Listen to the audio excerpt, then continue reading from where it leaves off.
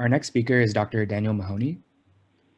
Um, Dr. Mahoney practices pediatric palliative care at Texas Children's Hospital. He is committed to the idea that no child or family should suffer needlessly as a result of the medical condition or the medical system. In his non-clinical time, Dr. Mahoney is passionate about education and research in medical humanities. He believes that art and humanities can teach us how to listen more closely to our patients and to ourselves, and both practices enhance the patient-clinician relationship. The title of his talk today is Finding Our True North. Welcome, Dr. Mahoney. Thank you, Arnav. Can you guys hear me? Yeah, we can hear you. And can you all see me? Yeah, we can see you as well. Wonderful, wonderful. Thank you so much. And thank you very much for all of the other wonderful presentations that we've had today. All right, so it's 4 o'clock on a Saturday, and we're rocking out with some humanities narrative medicine stuff. So thank you all for sticking around and hanging out with us for all of this. I'd like to see a attendee list that's full like that. So thank you. I am going to do a share screen here. All right. That go through? Yes. All right. And slideshow. All right. So I wanted to do something a little bit different, I think, for this talk today. If anyone is familiar, by the way, you get extra credit points if you know what movie that still is from. You can just throw it in the chat box there. All right. See the chat. Come on, chat. All right, I can't see the chat right now. All right. This is from North by Northwest, an Alfred Hitchcock movie, which if you haven't seen it yet, I highly recommend, along with the rest of his catalog. They're fantastic.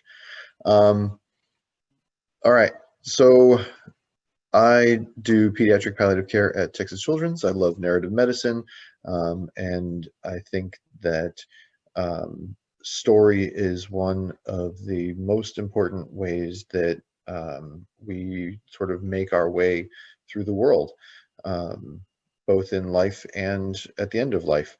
And so what my hope is for today is to kind of walk you through a story. I want to just put this out here on the front end, that I'm going to ask for you to engage with the story. And I really have no way of knowing if you do or not, but I recommend that you have pen and paper handy. And I'm going to give you a second to write a few things down coming up here in just a minute.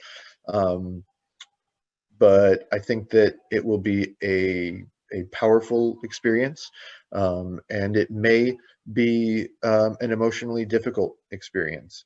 And so if that is the case, you can always choose to not participate. I will not know. We're not, getting everyone's videos up here. But I just want to put that disclaimer out there because I don't want you to be uncomfortable. My hope with this is that everyone can engage personally and emotionally with this topic. So that being said, let's get started. All right, true north versus magnetic north. They are different, and I made the title of my talk "Finding Your True North" because a compass is going to take you to a magnetic north. So if you don't have a compass, what is going to be your reference point? How are you going to know what your true north is? And so this is the first audience participation point here. Please write down with pen and paper 5 things that are most important to you? In any particular order. I'm going to give you a minute to do that. I'm not able to play the Jeopardy music while I do that, but pen and paper, jot down 5 things that are most important to you.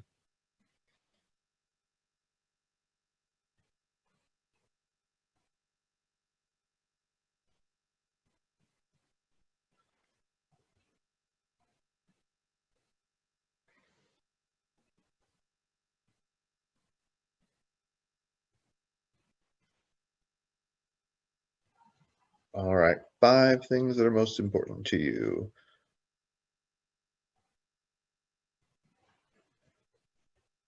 Ready? Here we go. All right, you are each in your own boat, and we're all out at sea. All of us is in our own boat, and we are kind of traveling along together in this flotilla. And so all of us, everyone that you know is in their own boat at sea. We're all sort of traveling together. And let's just say for our group here today, the 30 odd some of us that are here, that our flotilla, we're going to leave from Galveston and we are going to cruise over to sunny Florida and try and catch the Super Bowl in Tampa Bay. So we're just going to head over that way. All right. I hope that everyone recognizes the cast from this show. This predates even me, but I got to enjoy reruns of this on Nick at Night, back when Nick at Night was a thing. Gilligan's Island in a 3-hour tour. So we're going to go on this little 3-hour tour together.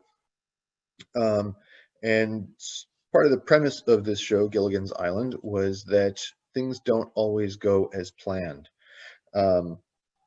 For example, a 3-hour tour can turn into a multi-season television show. May also think about things like the pandemic. This time last year, people had a lot of hopes and dreams and plans for the year, and they expected to do a lot of in-person things and a lot of socializing and visiting with family and friends over the course of the year that has subsequently not been able to happen. But natural disasters might interrupt that 3-hour tour. In what I do every day, pediatric palliative care, life-threatening illness comes up and derails plans and derails journeys. All of these things come when you least expect it. And I imagine that many of you felt this way when the pandemic hit. I know that I did. I actually was up in Chicago visiting my cousin and my aunt and uncle and family, and it was my cousin's wedding the weekend before everyone started instituting the travel bans and sort of locking everything down and saying that people weren't allowed to travel anymore. And so it was literally 2 days before all of that started that I was able to be up visiting with my family, which I feel very fortunate about. But it can, all these types of changes can come out of nowhere. So as we think about things that might come out of nowhere, the winds are changing. Our flotilla, as we are cruising along here through the Gulf, we're starting to notice that the ocean is getting kind of choppy. I'll tell you a really quick true story. My wife and I were on vacation one time, and we did a canoe trip. This is up in Canada. We did a canoe trip at a place called Malign Lake. And it was a beautiful sunny morning. We got out there in a canoe, and we were like, you know what? Let's head down to this really photogenic spot at the far end of the lake. We've got the wind at our face right now, so we're gonna have the wind at our back when we're coming back. And so we made it down there, and we had a lovely picnic lunch. And then we get back in the canoe and start heading back. And all of a sudden the winds changed, clouds moved in, and we are now exhausted from having canoed the whole length of the lake in the morning, and part of the way back in the afternoon, and now the winds are in our face again when we were expecting to have the wind at our back for this part of the trip when we were most tired. Turns out it's called Malign Lake because every afternoon this is what the winds do, and it notoriously traps people who don't read the tour book, I guess. So we were a little bit naive to think that we would be able to do this in one day, but we were definitely caught by surprise, and that's kind of how it happens when the winds change. So for all of us in our flotilla, we are already out at sea. There's no going back. We're already just kind of stuck out here in the middle of the Gulf. Whatever you have with you, you have with you. And so it's starting to get a little bit harder to navigate and maintain course. So at this point, take a look at that list of what is most important to you, and scratch out number 4. The winds took it.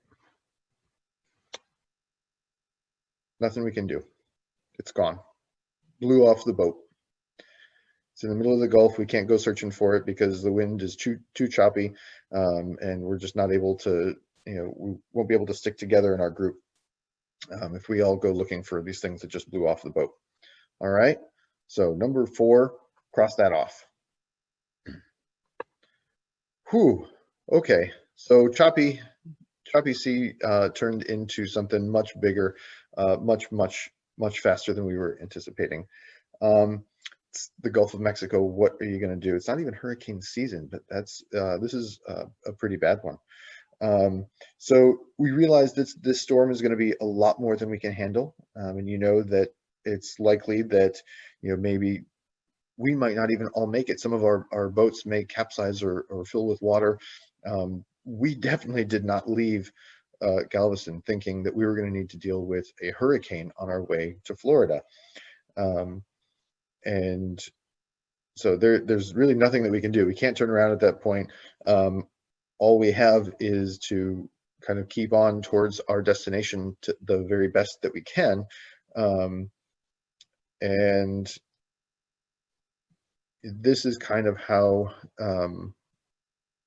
I have had families describe how they feel when they receive a diagnosis of a life-limiting illness or life-threatening condition, or their child is diagnosed with a life-threatening condition, where you're just like, well, I wasn't at all prepared for this, but this is going to be really tough, and I'm not sure how all of us are going to fare as we get through it. So we can't navigate around this. The only way out is through. Look at your list, cross out the second line. Storm took it.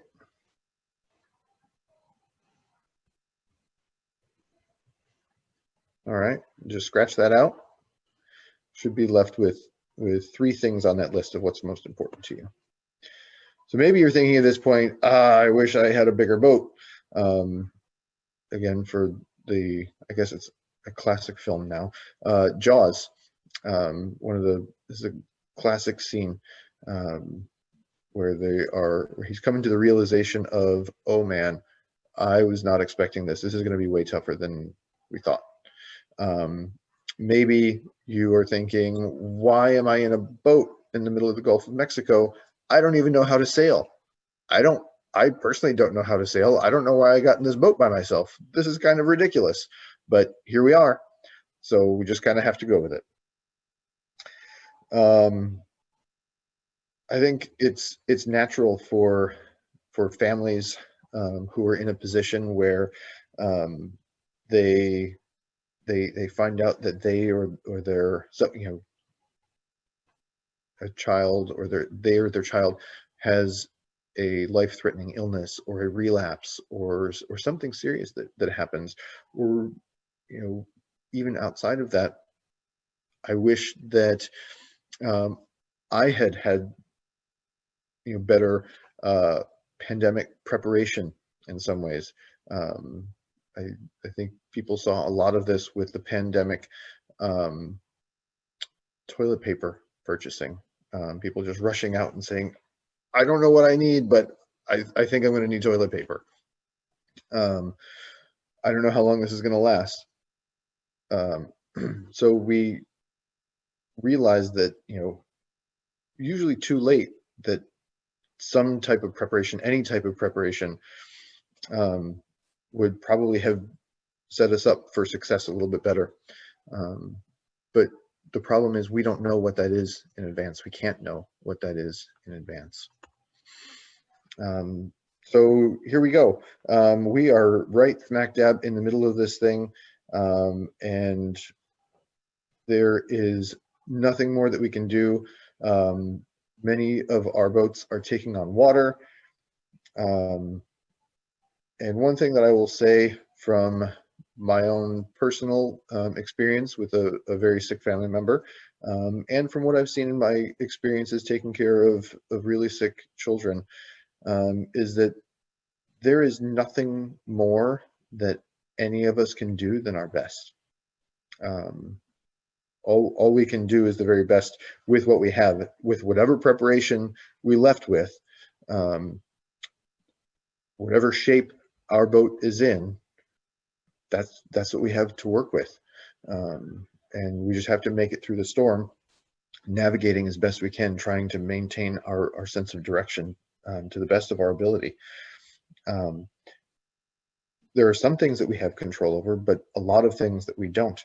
And so something that I'll echo something that Dr. Epner said, which is the importance of empathy and being compassionate to others going through a crisis. Whether that crisis, again, is your neighbor or friend really struggling with social isolation during the course of the pandemic, or whether that is the crisis of a life-threatening illness. Compassion is one of the best things that we can offer, because sometimes all you can do is get through it the best that you very can. And I want to just make the extra point to extend that compassion to yourself. It's, I think, sometimes easier to be compassionate with other people and much harder to be compassionate with ourselves.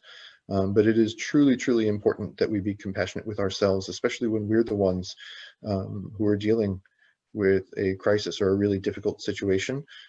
It's hard to recognize and allow ourselves to feel just how difficult it is. But it's an incredibly important thing that I just wanted to make sure to hit on today.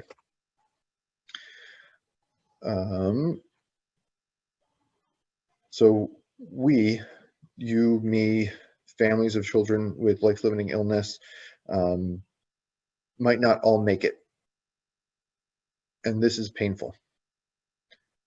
And that's okay. It's okay that it's painful. It will always be painful. We can't control for it. But we can feel it, and it's okay to feel it. And so in our little group that has set sail, there may be people who don't make it to the destination that we all set out for together. And that is just sort of an unfortunate part of the journey.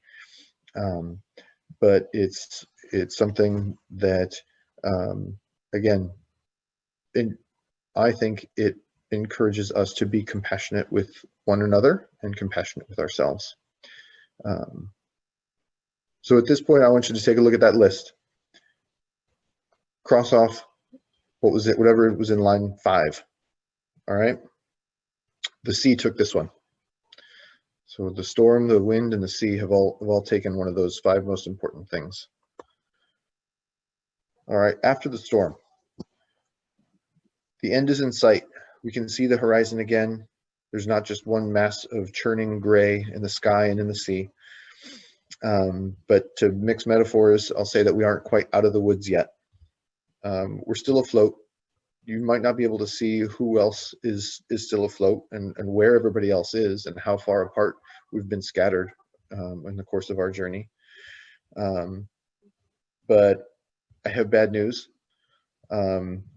Your boat was damaged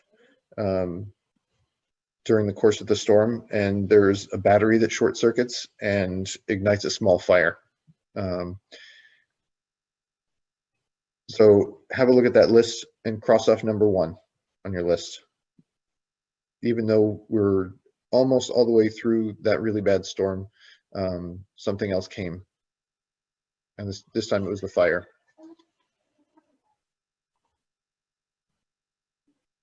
All right, safe harbor. We're there. We've made it to our destination. The ocean is calm. We can see the horizon. The sun is out again. Skies are clearing. Maybe there's a rainbow. The pandemic is behind us.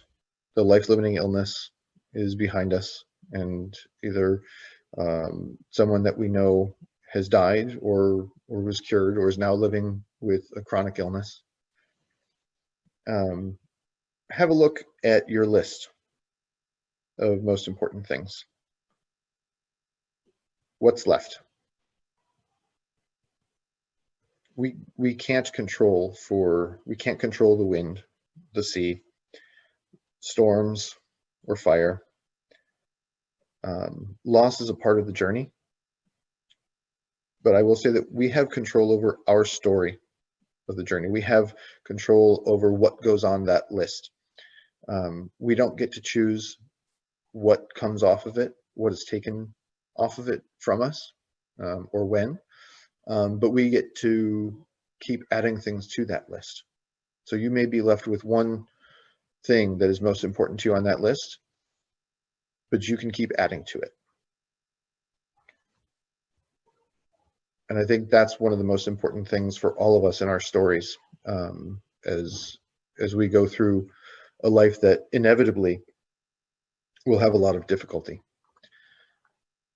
And so I want to wrap up there, and leave you with this quote from William Shedd that says that a ship in the harbor is safe, but that's not what ships are built for.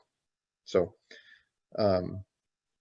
get out there, figure out where you're going, and enjoy the journey.